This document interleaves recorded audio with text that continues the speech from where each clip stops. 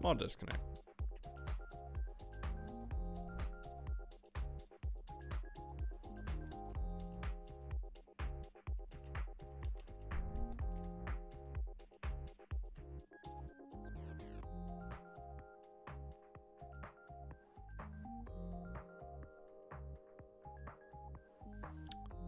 Trying to figure out why.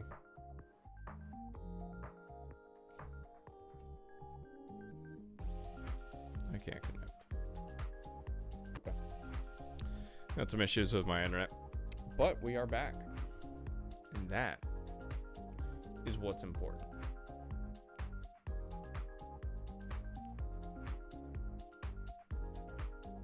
So let's get to continuing. So expiry. In this stage, you'll add support for saying key with expiry. Expiry for a key can be provided using the px argument to the set command. The expiry is provided in milliseconds. Px 100 to expire in 100 milliseconds. After the key has expired, a get command for that key should return a null bulk string. Completely fine. The tester will execute your program like this. It'll then send a set command to your server to set a key with an expiry, and then immediately get to retrieve the value. It'll expect the response to be bar. It'll then wait for the key to expire and send another get command. It'll expect the response to be that. Okay. So we're gonna have to do a couple things here. It's gonna be interesting. So we need to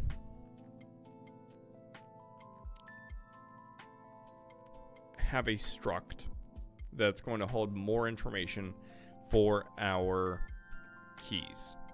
We need the key, created time, expire. Probably some other stuff. We'll get into it. I actually haven't worked with daytimes in Golang, so that's going to be interesting.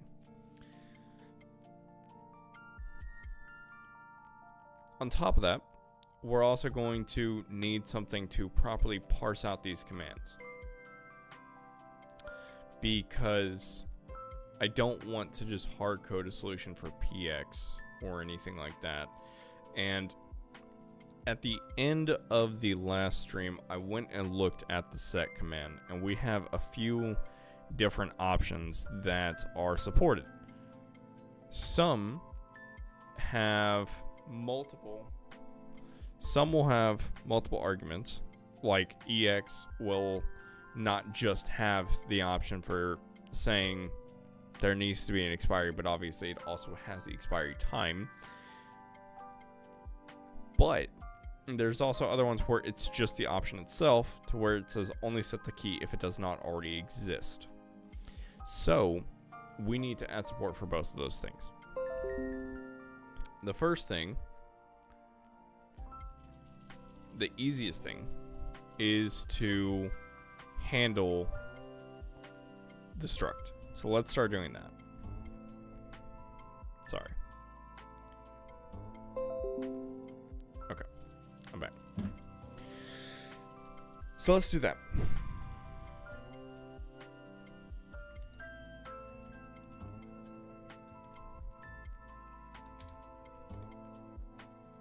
I really need to figure out how to get around that, but that's okay. I'm really not too worried about that.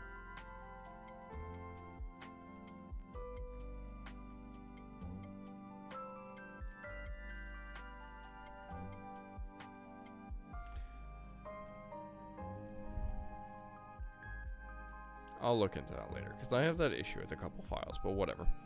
So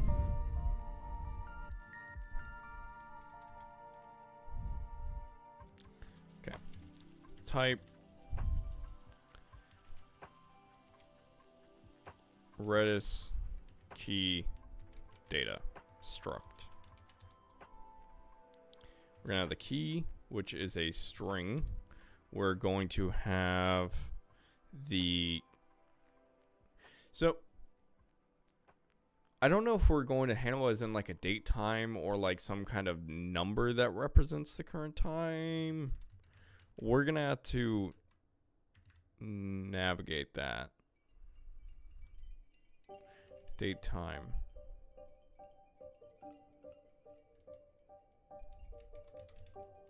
Interesting.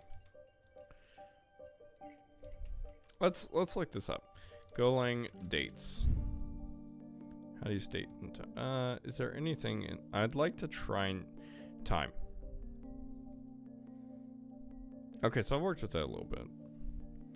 Monotonic clocks.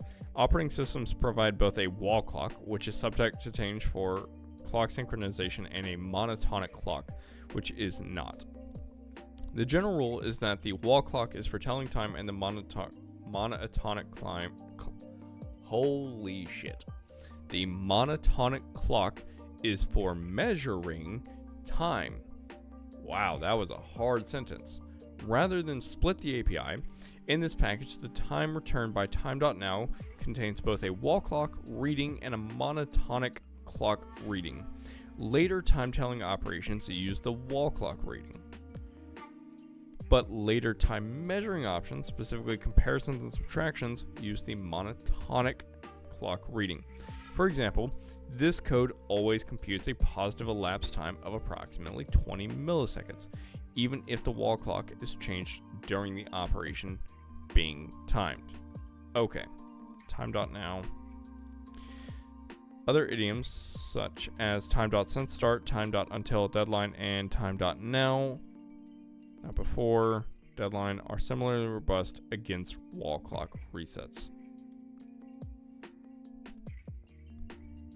The rest of the section gives the precise details of how operations use monotonic clocks, but understanding those details is not required to use this package. If I wasn't streaming, even though that there aren't any viewers at this time, I would probably read the rest of it. I'm not going to get into it right now. We might get into it later, but let's just see if that ends up being necessary. So I think we can just have it as time. Time.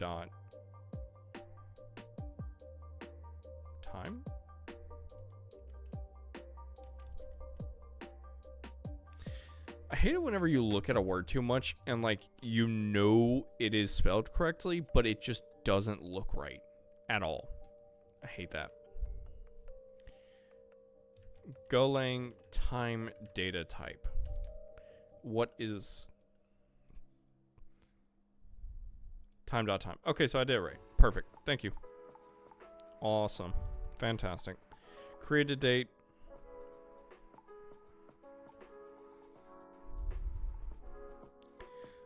For right now, I'm just going to do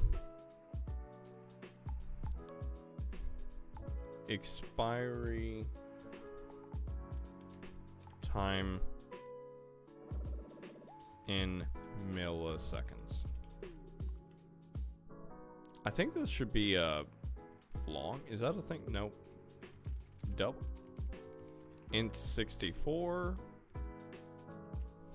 For right now, let's go with that. Because I feel like it needs to be a big number because we're dealing with milliseconds.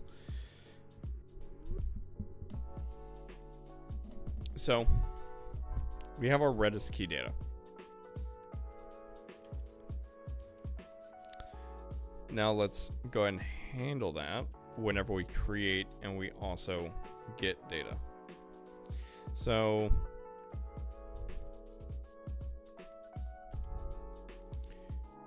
Redis keys equals make, we'll just have it be the same size, make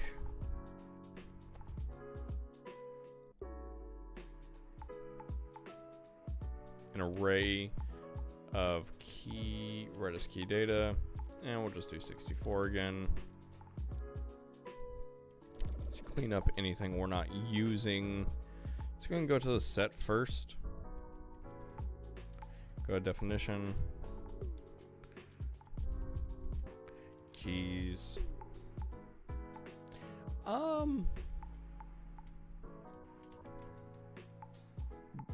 Do we need to add the keys there? I don't know if we do. I think it might be better if instead of adding the keys back in the main function, maybe pass in a reference to the array. Are arrays automatically passed by reference? I think, yeah, they have to be there. There's no way they're passed by value. I mean, we'll find out if shit doesn't work. But keys, Redis key data.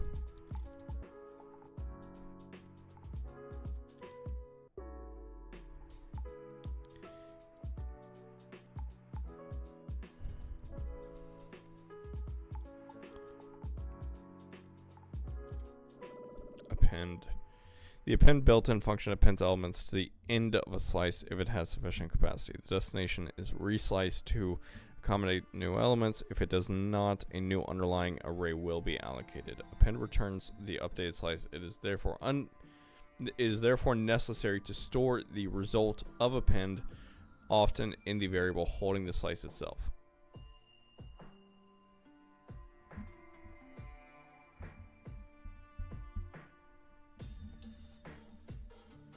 I don't think append is going to work here.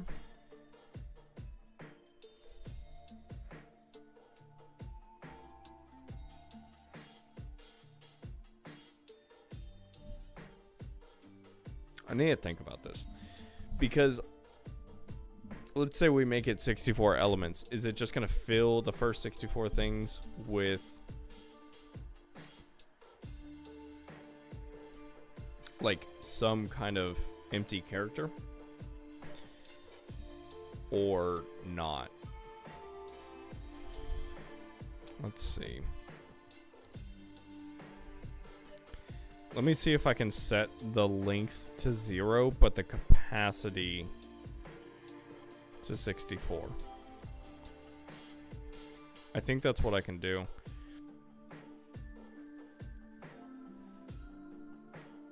And essentially just use the length of the Redis keys to put it at the end. I think that's what I'm going to try and do. Let's find out if that works.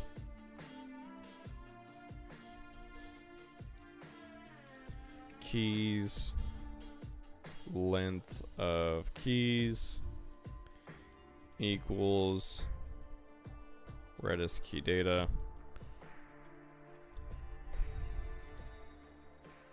Key obviously equals array 1 and created date equals time dot now. It's so annoying that you have to have a trailing comma, but whatever. I guess it's really not that big of a deal, and it kind of makes things easier if you have to go back in and add things later, which we will. We will have to. So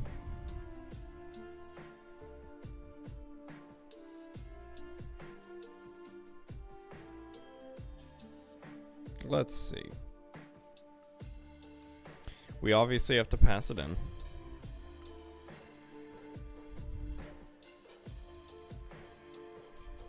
So we no longer get that error yelling at us.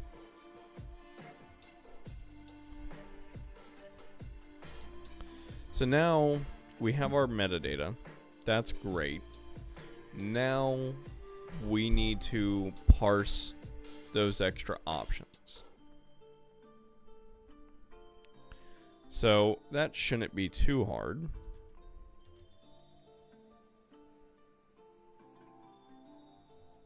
I feel like we should probably do it to begin with, so that way we know those options first.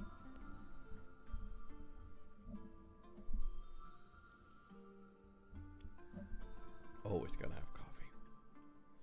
Always. Delicious.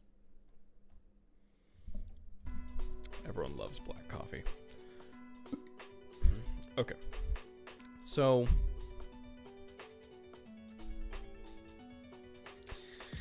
if length of array is greater than 2, then we have some options. Oh, I'm retarded. So if length of the array is greater than 2, then we definitely have options.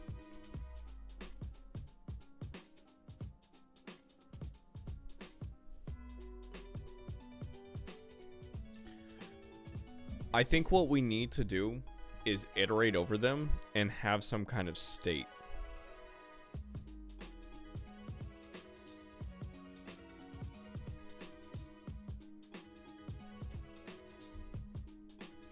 Now, how do we want to save these options? We could have them... One option, and one thing that I'm kind of thinking of, would be to just have a map with string and string. Now, obviously, the issue with that is, as we said before, not everything is going to have a value with its parameter. So the expiry is obviously going to have a time, but only add it if it doesn't exist, it doesn't have one. In that scenario, we could simply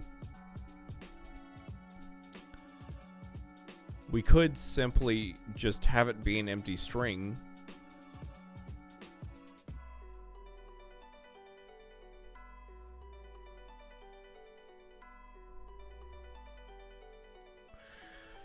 I kind of like that idea, solely because it allows me to build a function that can hopefully dynamically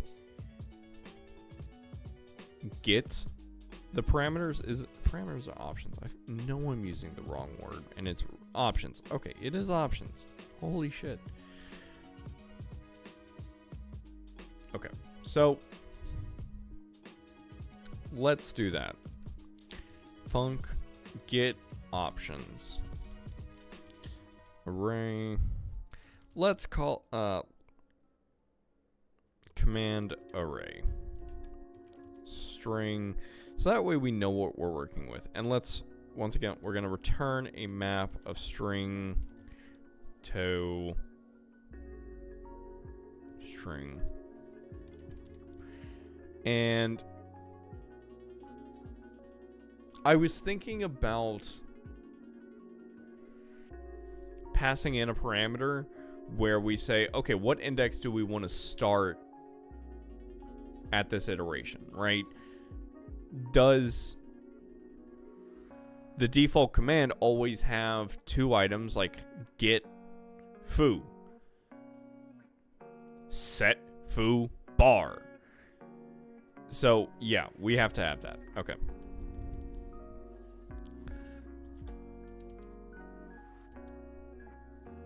First option index int.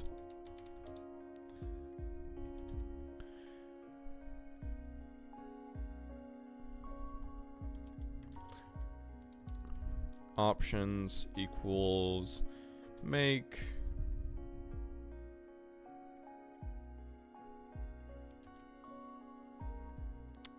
a map string.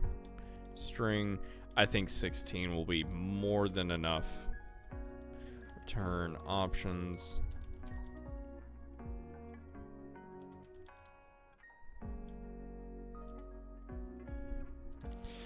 If the length of the command array is less than, so if we have, so let's take set for example. Set has set foo bar. So the options index would be 3 because it's the fourth item. So we'll accept 3.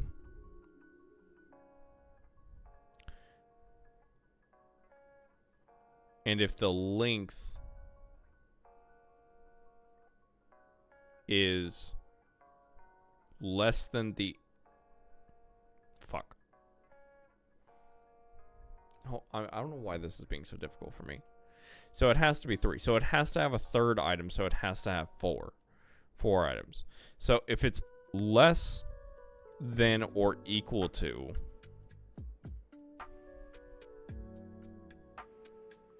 first operations index, return options. So set. The first options index is going to be at 3. hate this. I've been programming for 7 fucking years, and I don't know why this off by 1 shit is still like putting it together in my head. Just sometimes it just requires me to think for an extra minute, and it really annoys me.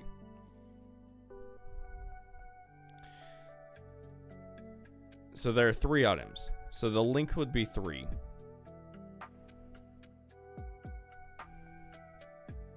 Yeah, I think I have it set up right. I'm pretty sure I do.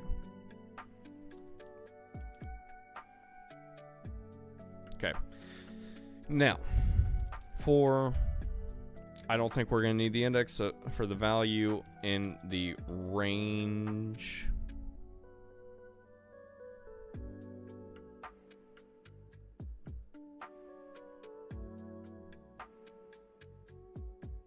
That's an annoying song. Well, whatever. Anyways, so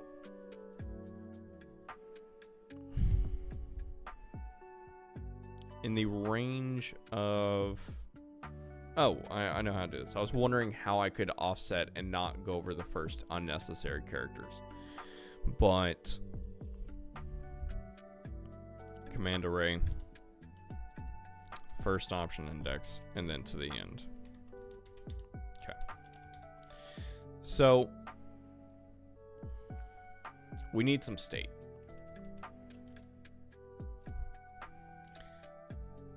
On command, the first one we expect should always be true. As in, the first item that we are handling is going to be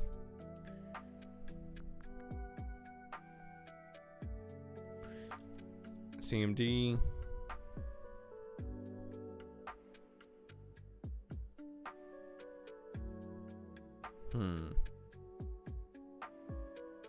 It's kind of hard to handle this.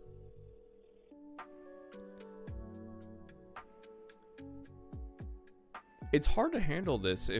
I think I actually have to handle these individually. I'm pretty sure I have to handle these individually. I really wanted a generic function, and I might be able to make one in the future after I've written a few of these get options functions, but it's not as easy as I would like, because I won't know if there are multiple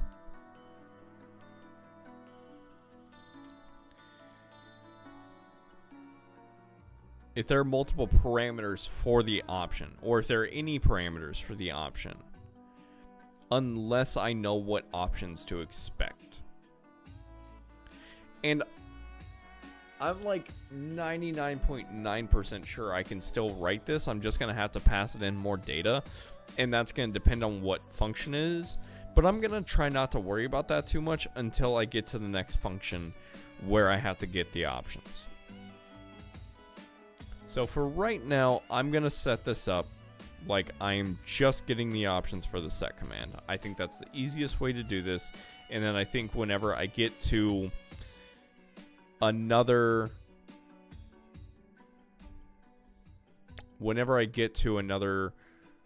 command where I have to handle the options for, then I'll be able to know what can I generalize and make work for the majority of cases. So I'm gonna do that. That's what I'm gonna do. Get options for set.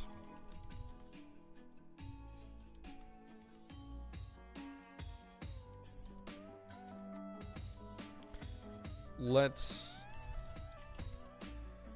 have some standardization in our name. Option equals nothing. Option param also equals nothing.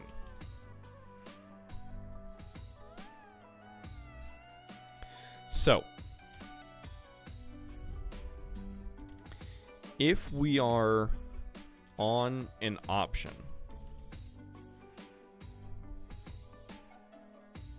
Well, first we can handle the other case. If we're not on an option, then we have to be on an option parameter. And that is very easy. We'll just turn it into the value of that. And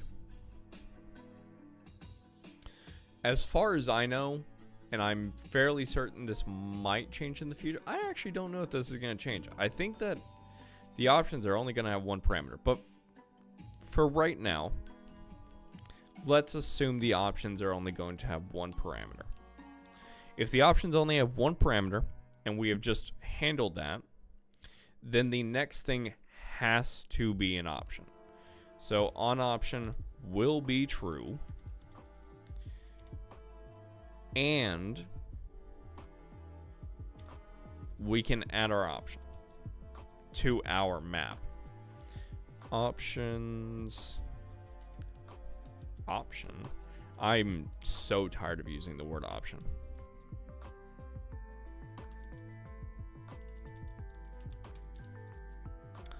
Okay. If we are on an option,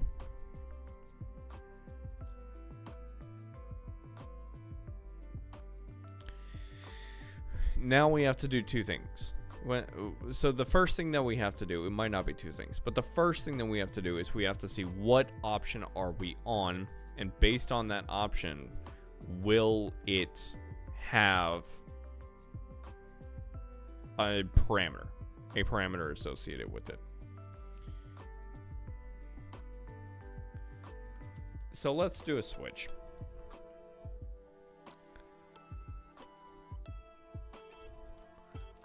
Are Redis options case sensitive? So, okay.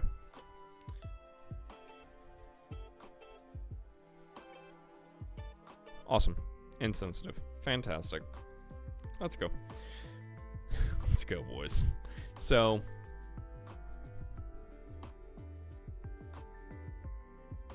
switch strings dot to lower string val.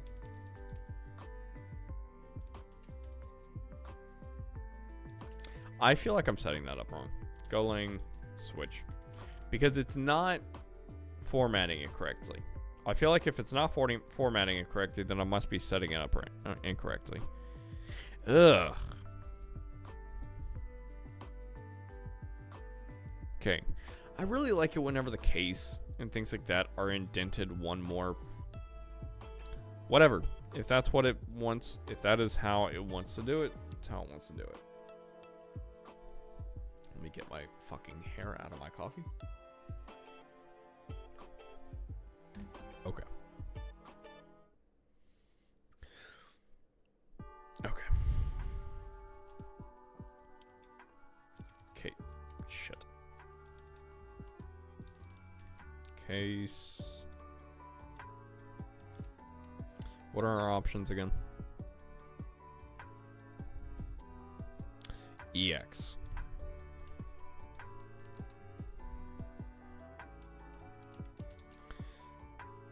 So, am I not doing that right? Or is it just not automatically formatting right? That's so annoying. So, if it is that, so first of all,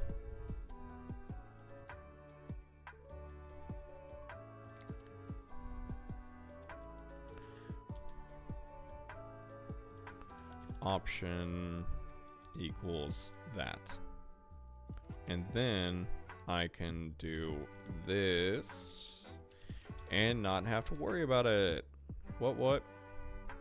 Oh, wait, I only have to do this for ones that will actually have a parameter. Fantastic. That makes things a lot easier. So, on option will be false.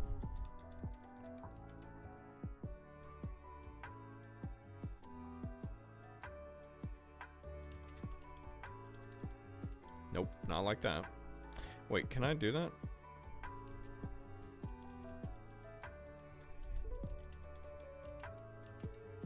I can.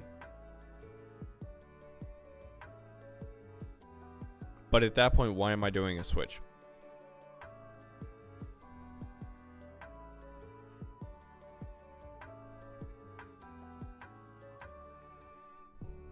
Whatever. We're going to continue doing this a dumb way and see if a smarter way manifests itself through building this.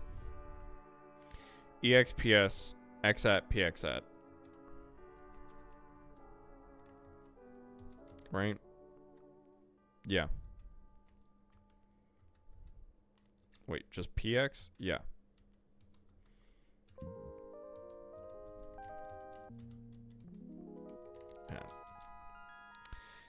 So those are the only ones with options.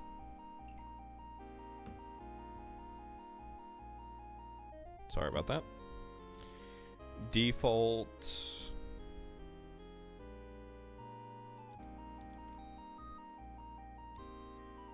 is going to be simply adding the value. Nope, I don't want to delete. But the value is just going to be nothing, because all we care about is the fact that it's there. So I think this actually works. That was actually really simple. And I feel like I definitely have an idea of how we can generalize this for sure. We will need to have some kind of store that says, okay, for the set command we have this options, for this command we have this option, whatever. And those will have to have descriptions of whether or not they have parameters, maybe how many parameters, if they can accept multiple. I don't know if they can, and things like that. But like I said, I'm going to try to not jump too far ahead and screw myself and just give myself something that was completely useless to begin with. I'm going to wait till I actually get to that point, and then I'll build out the generalization. And I think abstraction, I feel like that's the right word for that. I'm pretty sure it is. I don't know if it is. Yeah, it would be, because I'm no longer just building a get options for set. I'm abstracting it out and saying get options for any command. Yeah, that's the right terminology. I don't know why I'm acting like it isn't. Okay, cool. So I don't need to worry about this. I'm already handling this. Options equals get options for set. I'm going to pass it in the array. And also, once again, because set has 3 options, it'll be 0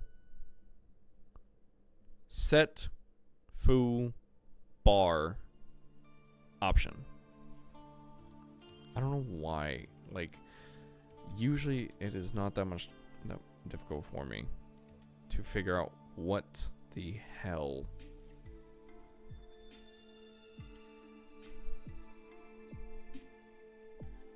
What the fuck the indexes are, but whatever. What the frick the indexes are, if you will. Okay, we have our options.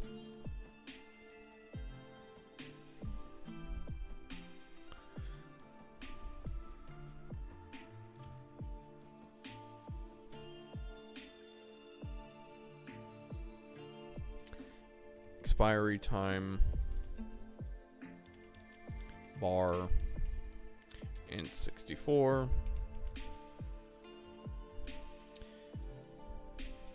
underscore has key equals options ex. Let's go with that first. If has key. Oh, I do need that value. I don't know why I didn't think I did.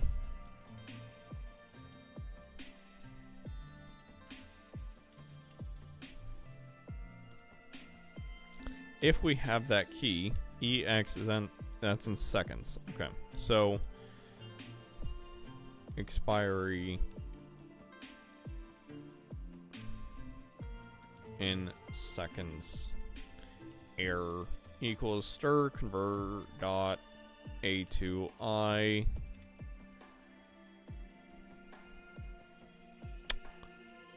expiry.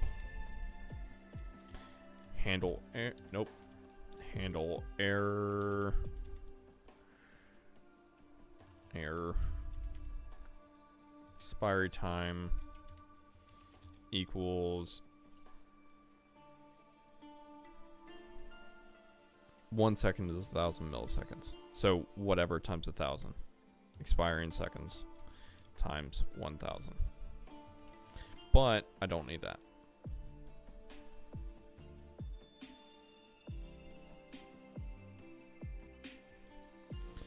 Are there any suggested options? Browse. Nope. Nope. None of those. Can I just do this in 64?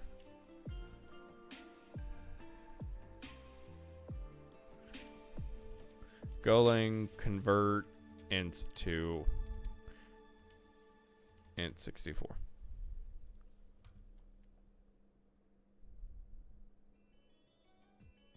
Oh, okay.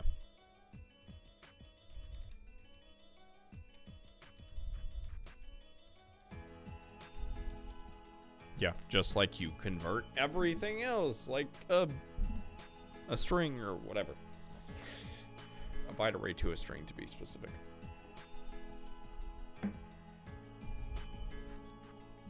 Okay. Else, we need to go ahead and check this again, but for PX. I keep trying to make it PEX, and it's not PEX. At that point, I don't need that. If has key. I'm not setting anything there. I'm not creating anything there, I should say.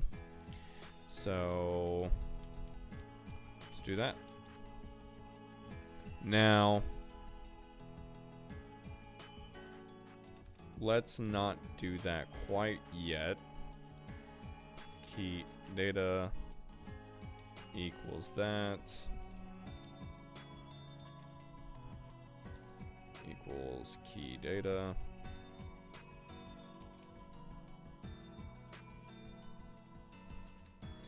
If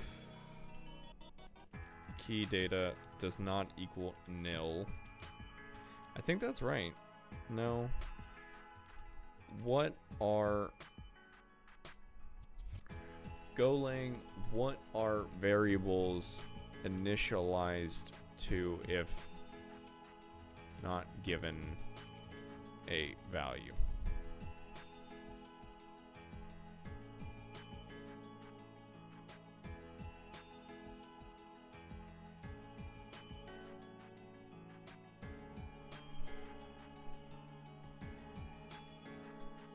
Declares a variable named age of type int. We have not assigned any value to the variable. If a variable is not assigned any value, Go automatically initializes it with the 0 value. Okay, so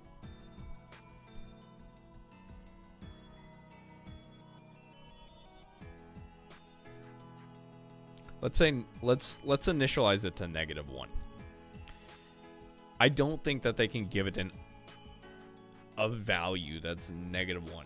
So let's do this.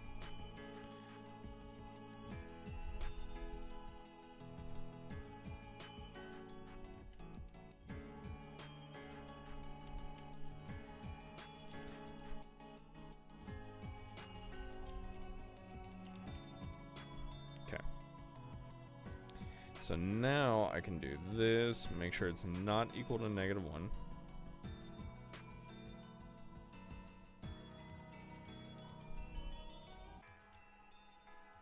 Okay.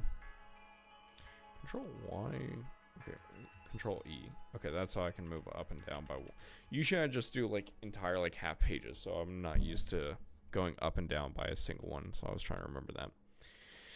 Okay. So expiry time does not equal that, so key data dot expiry time in milliseconds equals expiry time. Boom.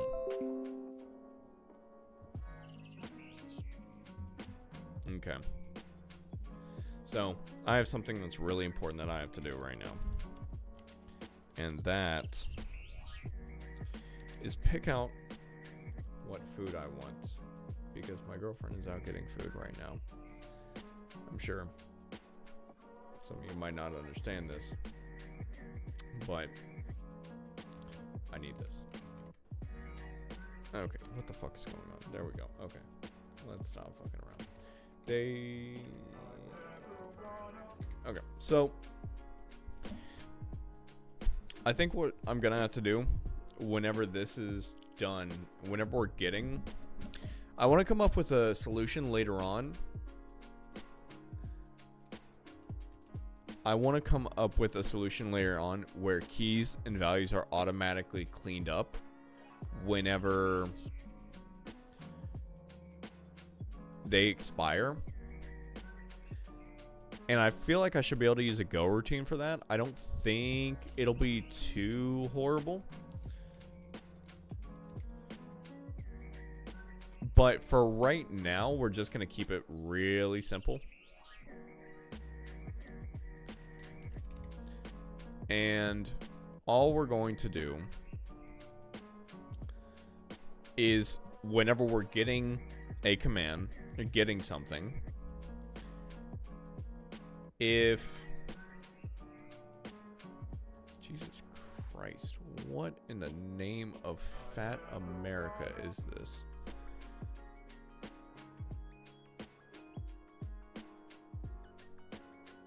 Okay, I'm looking at Dave's Hot Chicken right now, and holy shit.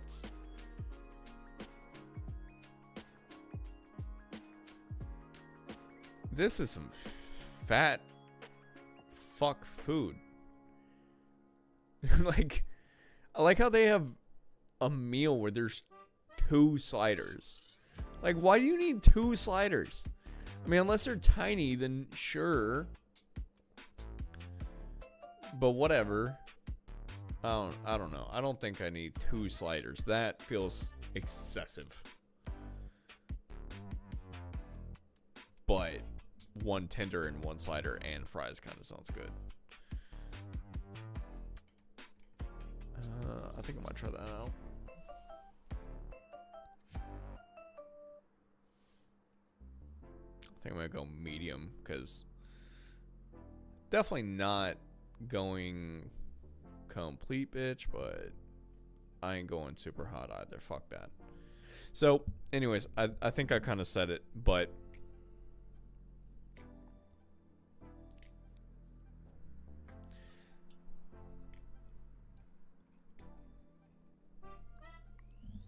sliders are served on a...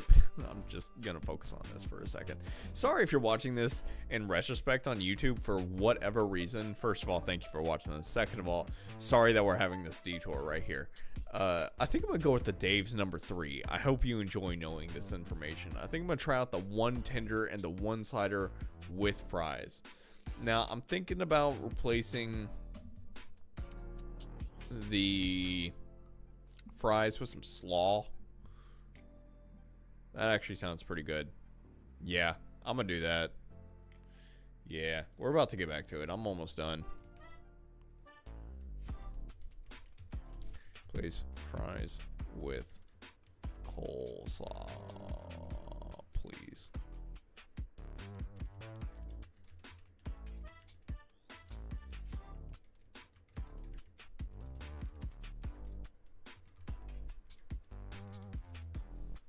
Okay, all done.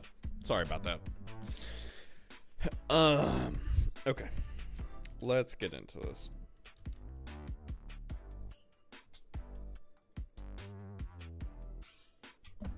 I'm digging this music. I'm hoping the audio balance is a little bit better because my streams just get automatically uploaded to YouTube and I decided to look at one, which I normally don't. And oh my god, I just got blasted with music so loud. So, I mean, like, if you watch it, you can just turn the volume down if you want to watch it for some reason. But, yeah, I reduced the volume on the music down now. So, hopefully it's a good balance. I'll check it out after this. And we'll see, you know. but we'll find out. Either way, back to this. Now we have our expiry time. And now we can finally go down here. We don't need that. We don't need the handle set. And now we can go back to our handle get.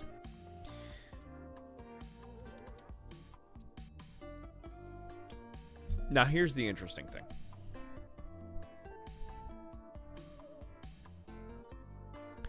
We're just going to have an array of data. We're just going to have an array of data for our key, for our keys.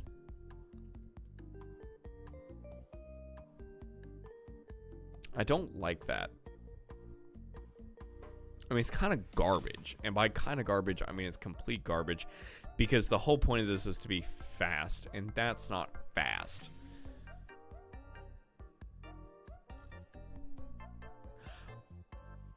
I just had another idea.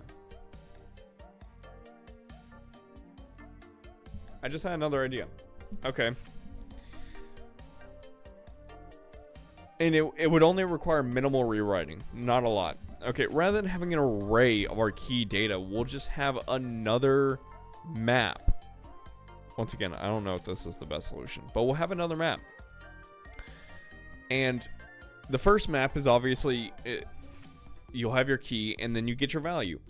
And then the second map, you have your key, and you... Wait, hold on. Why the fuck am I overcomplicating this? Just have one fucking map, and you have your key, and then the value of the map is just all the data. It's going to have your value, it's going to have your expiry time, it's going to have all of that. Why am I overcomplicating this? Okay, that's so much better. I'm going to do that. So... this is going to be a little bit different. Value. So we're going to have our value. We're going to have our created. Okay, awesome. I'm much more confident with this. I like this a lot more. I'm not sure if this is going to be our final solution, but I like this a lot more. We're still going to have our key of string, but the value is going to be Redis key data. And that's the difference here. Now, we don't need this anymore. Get rid of that.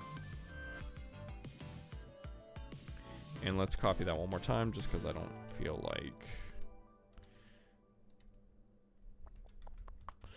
Okay, let's go to handle get.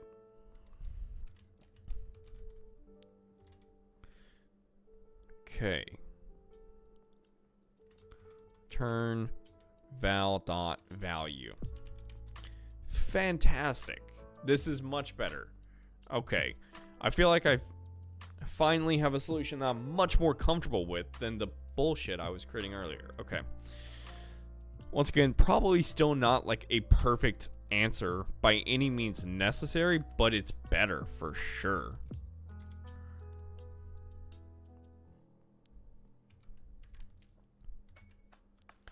Okay.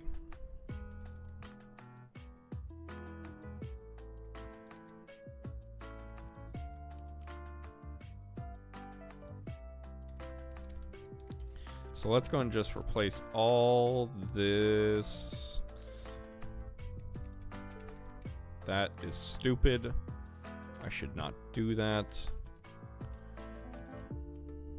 Key data. Boom. Do I have any more errors?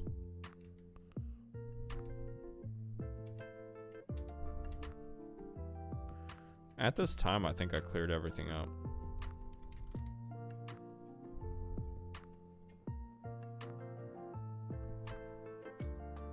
Handle bulk string. Well, I'm sure I'll come back to that later.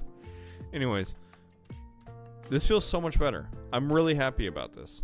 I'm sorry, I know I've said that like 10 times, but it felt like a eureka moment. Where I was like, how do I get the key value? But I just was being very dumb. So, now we can go back to our handle get. And things are going to be interesting. If val if has key and val dot expiry does not equal -1. I need to set that to -1.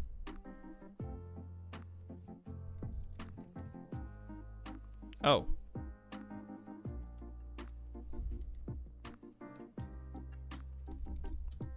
Fantastic.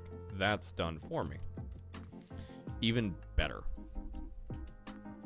And even better than that, I can go here and just do that. And then it's even more lines of code reduced. I love this. I love this so much.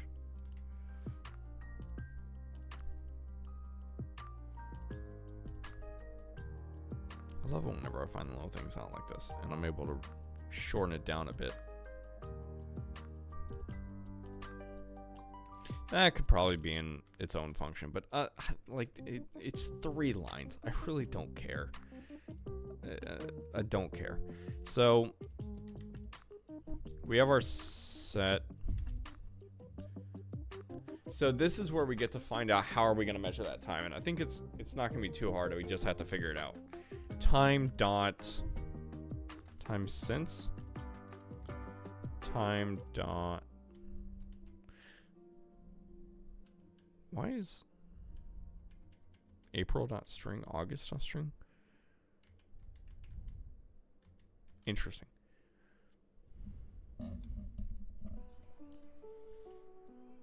Tick.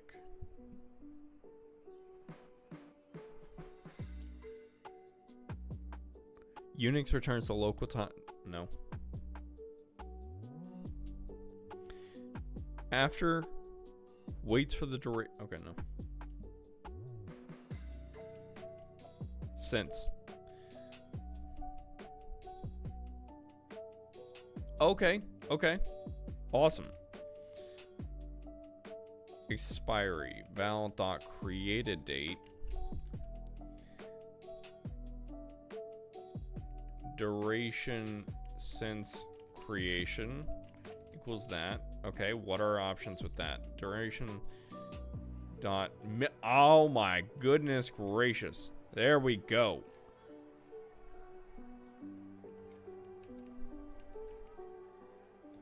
If that is greater than our val dot expiry time in milliseconds,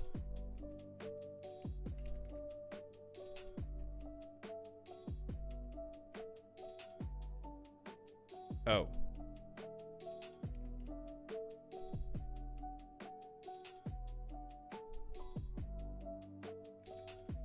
Return that and false.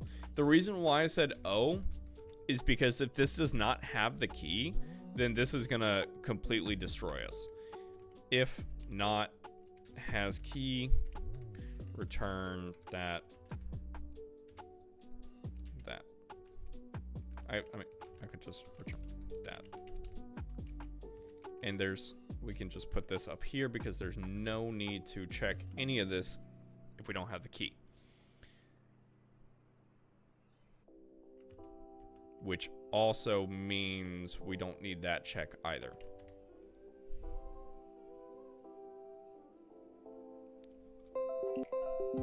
Awesome.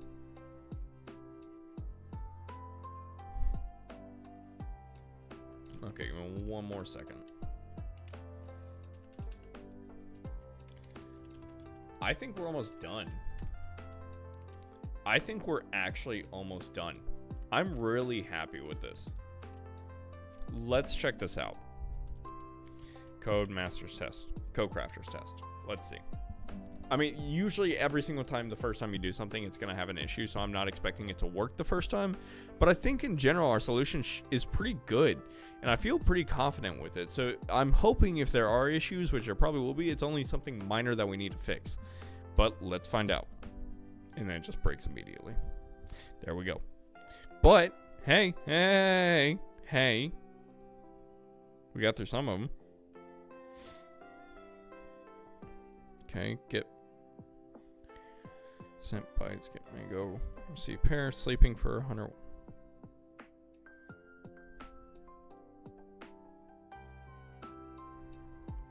Fetching key, that should be expired, get mango. Expected null bulk string, got bulk string.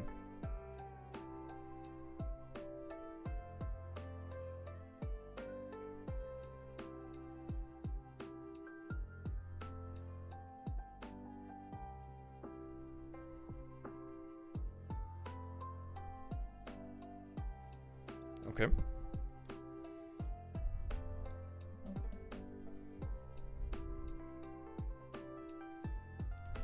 Okay. That's fine.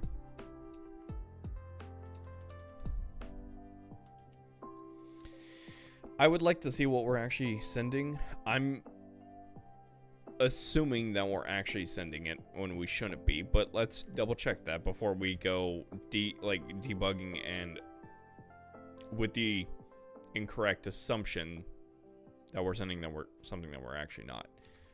Sending data %q and has data to write, but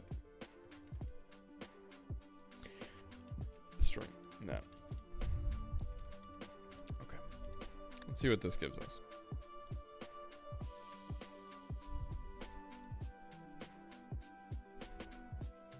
Oh shit. I hate that so much. I wish there was like a printf line. That way it just automatically adds the line, but whatever, it's really not that big of a deal.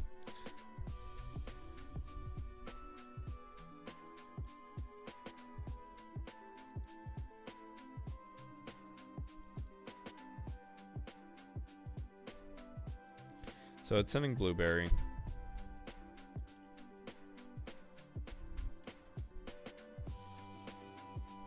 Okay.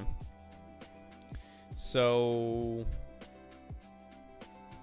let's do this format.printf.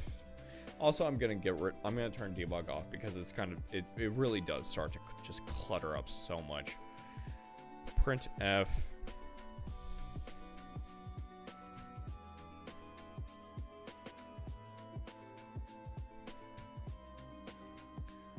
duration since creation. I think it's %in. I'm not sure. %d. That's what it is. Expiration time %d/n, and then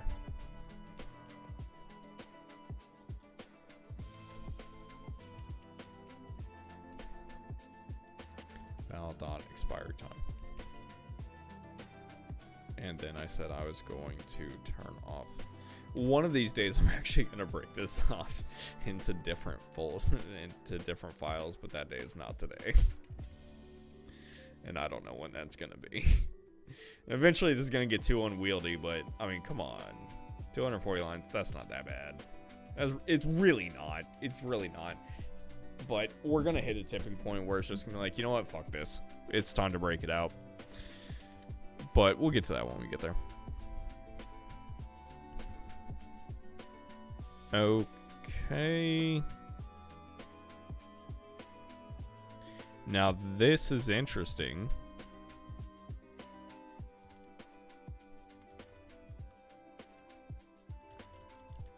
It's not hitting it at all. Format.printf does not have expiry time.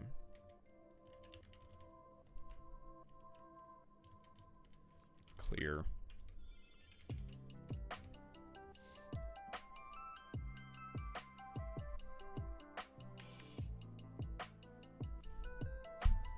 Does not have expiry time.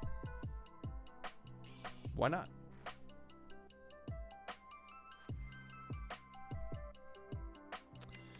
Am I not parsing the options right? That's my guess. I think that's the assumption I'm going to go off of. But let's see.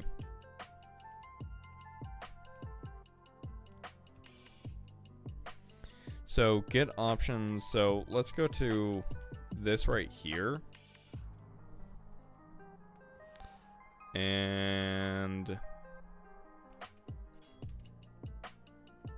format.printf number of options %d /n length of options. What does that give us? Number of options 1. Okay.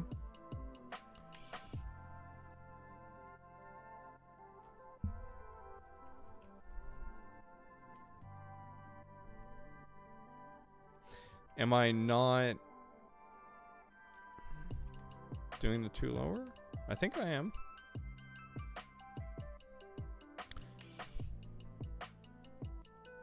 I am. So what's the issue?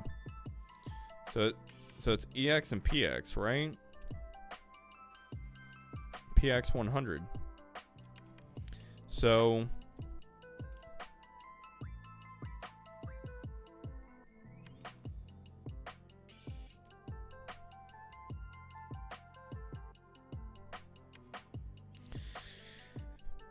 format.printf has key EX. Now this shouldn't happen at all, but let's find out. Yep, I'm gonna go ahead and remove you. Sorry, unsatisfactory comedy, but you know, some tells me you're a bot, so I'm gonna get you out of here. But yeah, try again later. Okay, so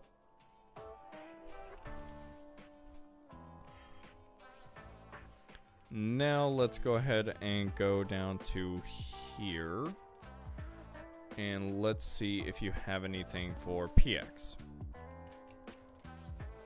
And I don't think you will, or it should. It 100% should. Does not have expiry time. What the?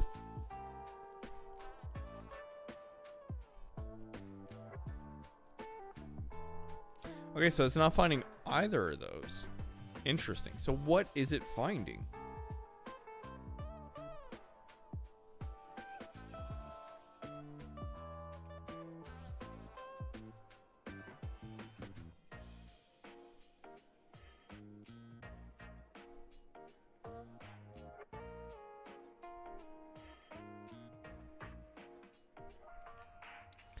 Okay. Format.printf adding option /n %q/n. So we have our option, and there's no value there, so there's no need to add that.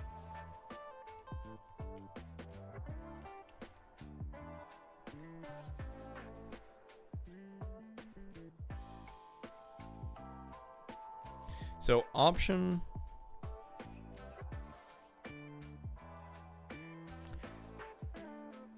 is reset whenever we're on an option, so that makes sense.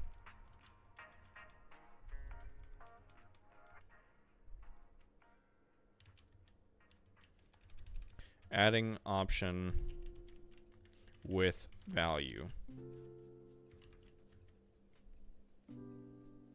Value /n %q/n option param. Let's see what we get, because we have something in there.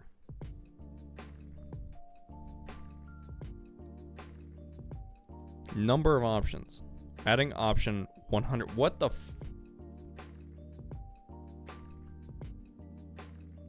off by 1.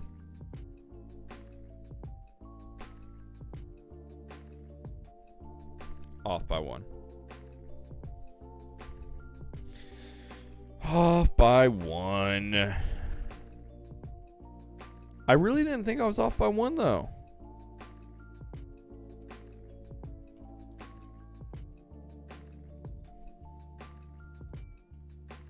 Set. Motherfucker.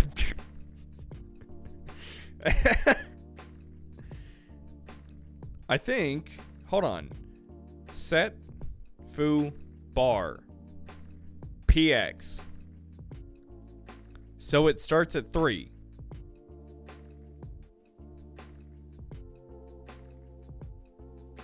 Am I not using it right? Whatever. I'm not really worried about this.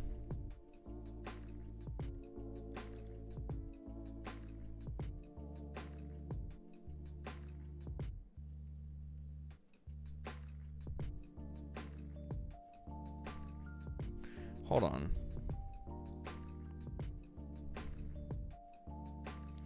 Adding option.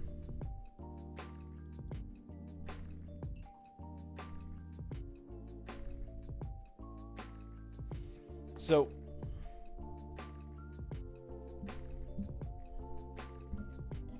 it's just skipping the PX.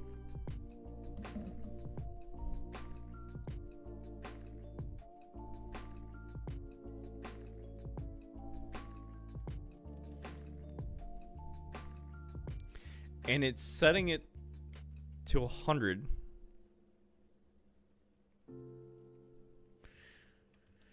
If I just set it to 2, I really want to try to go through this and understand it, but I want to see if this just fixes it. No, it doesn't just fix it. What the hell?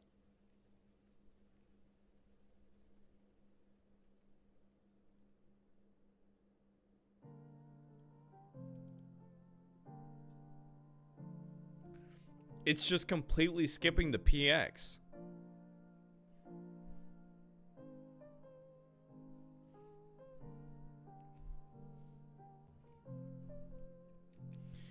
Okay.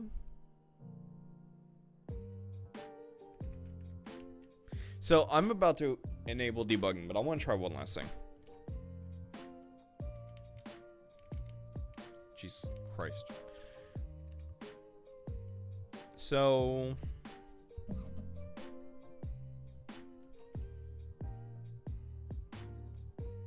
I want to iterate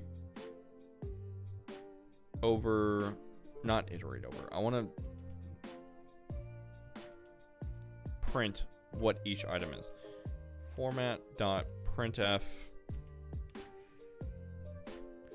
iterating over value /n %q/n val.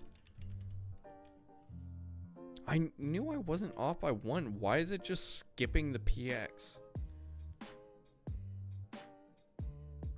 What the fuck?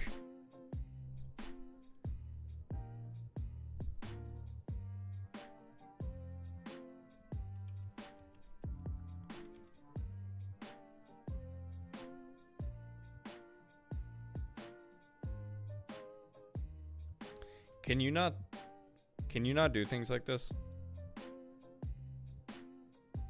Is that not a thing? Am I doing this wrong? I think I'm doing this wrong.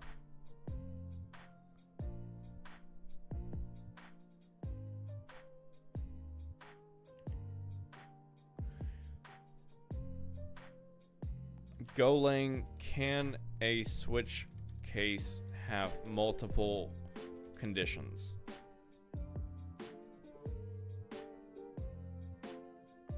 Motherfucker.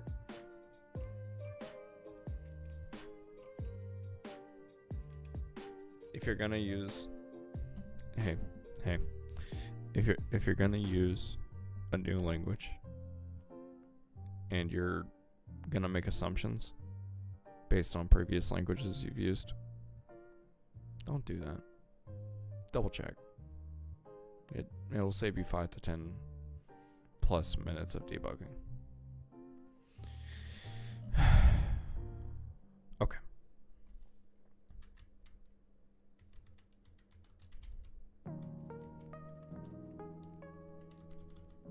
So annoying. Whatever. I figured it out. That's what matters. They do have, yeah, they're comma separated. It's a little annoying it didn't show me an error, but whatever. It's still on me because I didn't look it up. Okay. So I wasn't off by 1 like I thought. I knew I wasn't off by 1.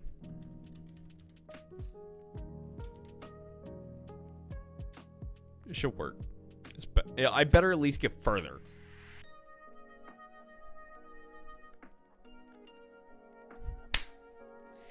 Fuck yes.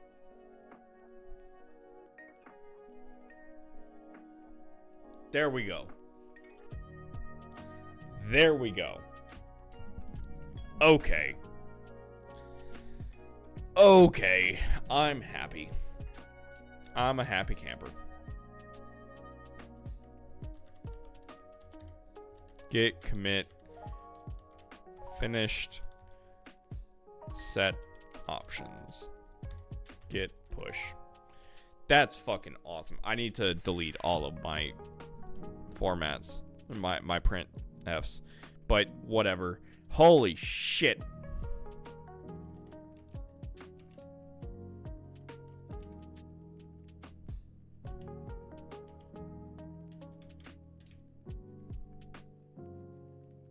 Wait, what did I delete? So why am I not finding it?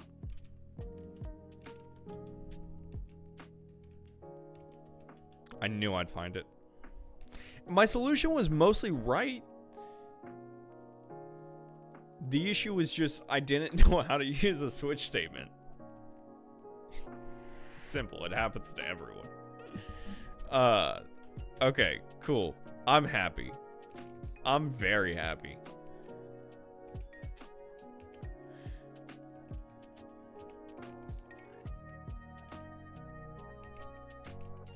Because it seemed like everything was working. Okay. There we go. That's all cleaned up now. Git add dot. Git commit dash m. Removed prints. Git push. Okay. So I'm so happy with this. Wow. We have finished the base stages.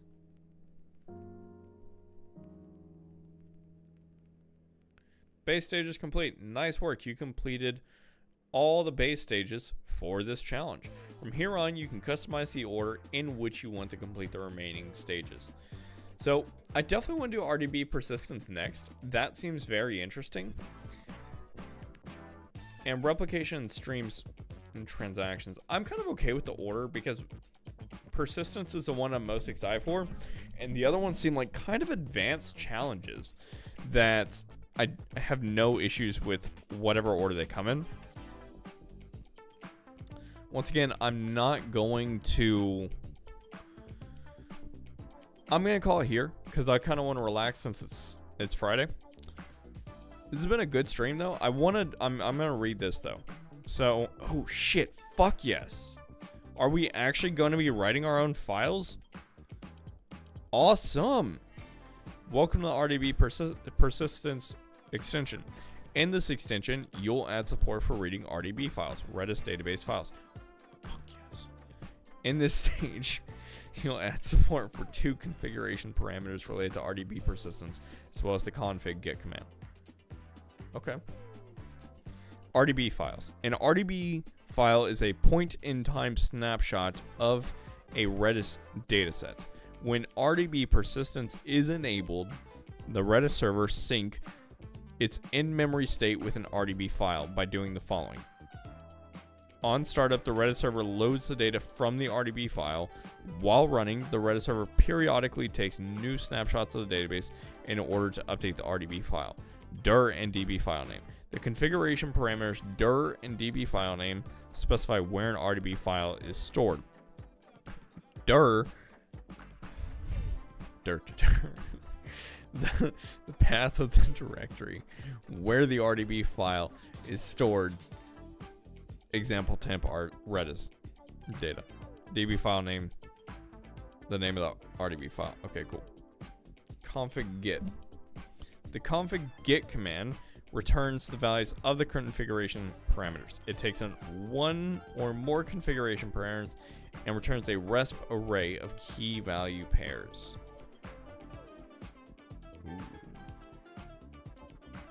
Ooh. This can be interesting. Although, I think, wonder. Config get DB. So is that what it's expecting to look like, or is it? We'll figure that out. Although config get can fetch multiple parameters at a time, the tester will only send config get commands with one parameter at a time. Okay. The tester will execute your program like this.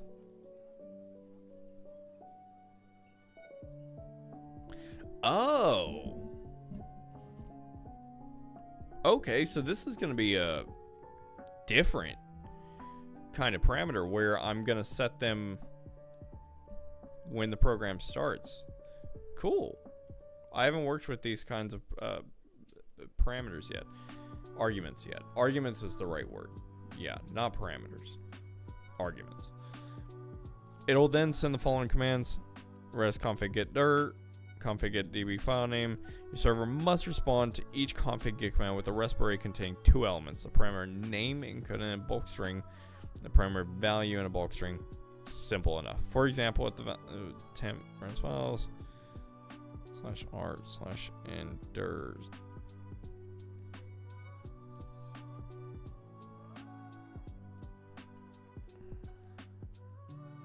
Oh. I was looking here as if it was going to have that. I'm just being dumb. /temp file. Okay. You don't need to read the RDB files in this stage. You only need to store them. Reading from the file will be covered in the later stages. Are we not going to talk about writing the file? What? No, I want to write the file. I don't want to just read the file. That's so fucking annoying. It's not the full experience. Whatever, man. Whatever. I'm sure it'll be good either way. That's disappointing. If your repository was created before them, okay, cool. I don't care about that. That's not my problem. Okay.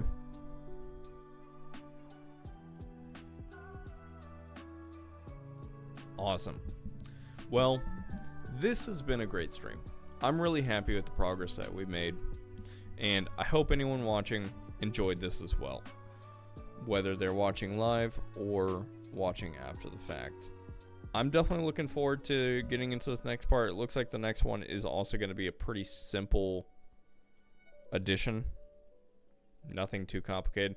We'll have to work on writing arrays, but that's really nothing complicated. Nothing too bad at all. If we don't already have that, I think... I'm not sure if we already have that. We might. Either way, it's nothing really new. We're already reading them. We can write them. It's not a problem. So, I hope everyone enjoyed this.